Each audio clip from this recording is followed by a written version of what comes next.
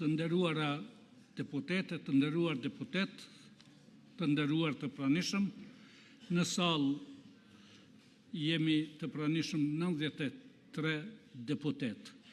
Para se të fillojmë me seancën konstitutive, për cilën kemi quorum, dje kemi marrë lajmin se ka ndruar jetë personaliteti i skenës politike të Kosovës, zoti Bujar Bukoshi, i cili në vitet 90 ka qenë edhe ish kryeministër i qeverisë së Kosovës në ekzil.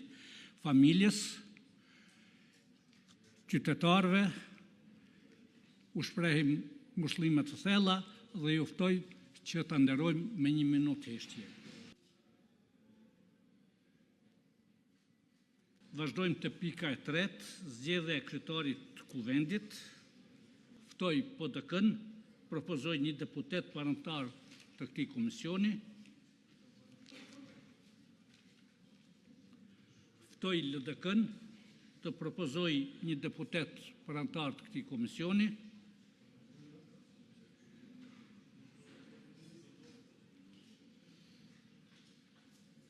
Ftoj listën sërbe të propozoj një deputet parantar të këtij komisioni.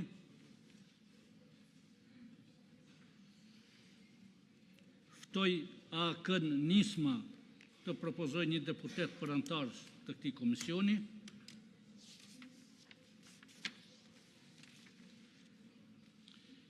Me që nuk ka propozime, lus deputetët që me ngritje dore të deklarohen për komisionin zgjedhor për zgjedhjen e kryetarit të kuvendit. Kush është për?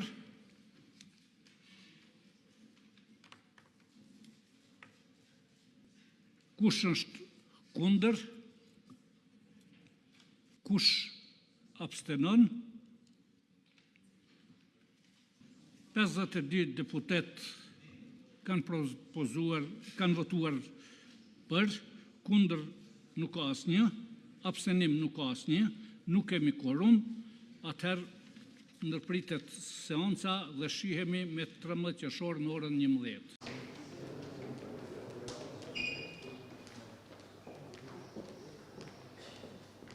Sot është seanca 22 me radhë që deputetët e opozitës vinë këtu në kuvend, edhe nuk votojnë fare.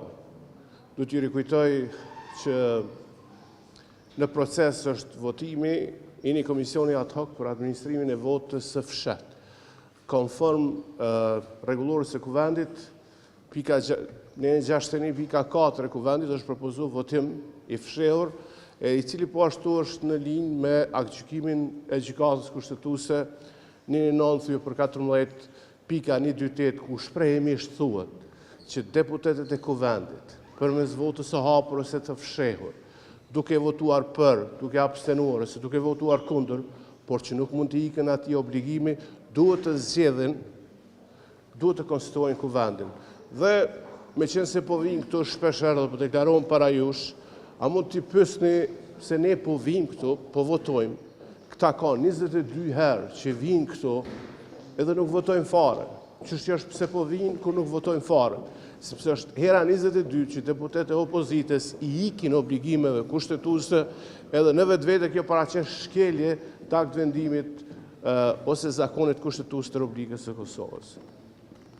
Gjithashtu jemi hyrë në javën e 5, kur po ashtu nga opozita ka shku kërkesa në gjykatën kushtetuese për një kërkesë për aktgjykim të gjykatës kushtetuese në lidhje me votimin e fshehtë.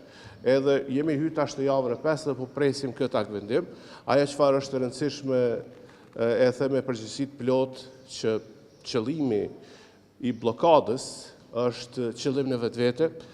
Mjerisht deputetët e opozitës vinë këtu me qëllimin e vetëm, që të bllokojnë konstituimin e kuvendit, me qëllim që të bllokohet formimi i qeverisë Kurti 3.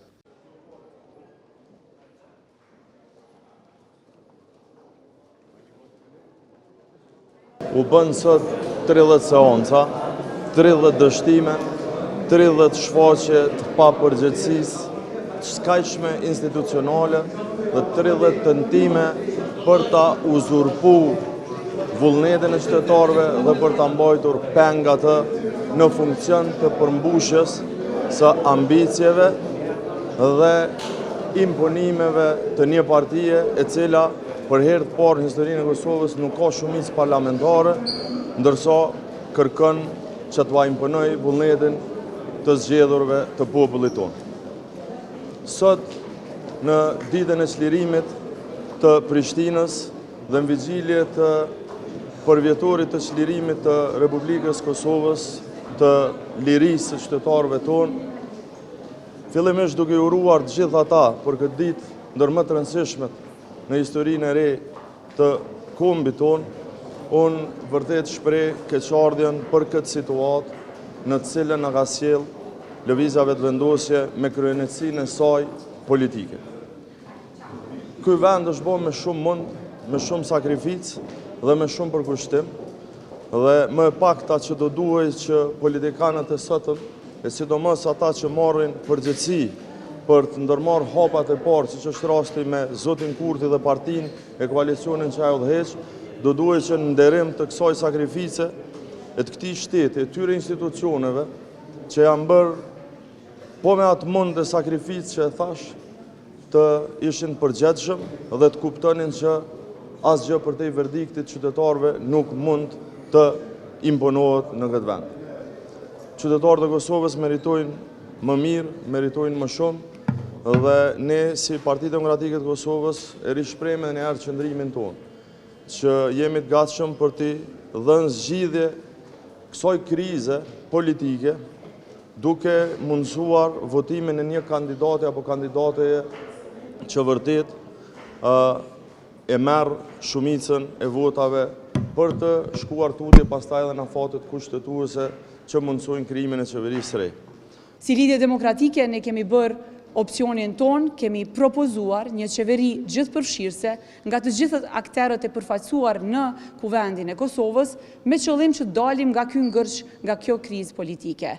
Kemi dhënë këtë opcion me qëllim që secila parti të jetë e përfaqësuar në bazë të proporcionalitetit të përfaqësimit që ka në kuvend, me qëllim që të shkojmë përpara me disa vendime emergjente që do ta lehtësonin jetën e secilit qytetar në Kosovë.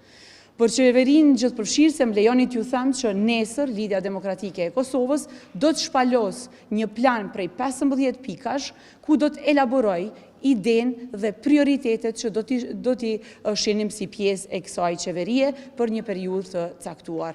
Andaj me këtë rast ju ftoj nesër në selinë qendrore të LDK-s që të jeni dëshmitar të prezantimit të këtij plani. Mendoj që shumica e deputetëve kanë drejt edhe mi bojkotu tash kuvenin, edhe po duket që jemi tu i shku drejt zgjedhjeve. Do në tash që kur do të merr epilog të shohim, por edhe vendimi i gjykatës kushtetuese që pritet del shpejt mund t'i jep një drejtim të caktuar. Është për keqardhje çfarë situate jemi, por kjo është e vërteta, ky është realiteti edhe kështu siç duket, edhe po i konvenon edhe qeverisë aktuale. Ju personalisht a keni me bojkotuar dhe vazhdoni me ardhmë? Në fakt, unë ku mungu disa seanca të mendu që edhe një pjesë tjetër e deputetëve të opozitës kanë me bojkotu, por të e pa qysh po ndodhë, po vim, po dalim kur gjë kur kujt, domethënë. E pe humbim kohën këtë edhe pe i torturojmë popullin pas një arsye, në emën të një individi që nuk po ndrohet ai kandidat, domethënë, është e pa kuptim, domethënë me majt peng 120 deputet për një kandidaturë e cila mund të jetë shumë lehtë e zgjedhshme, vetëm ndrohet emri dhe të ecim tutje.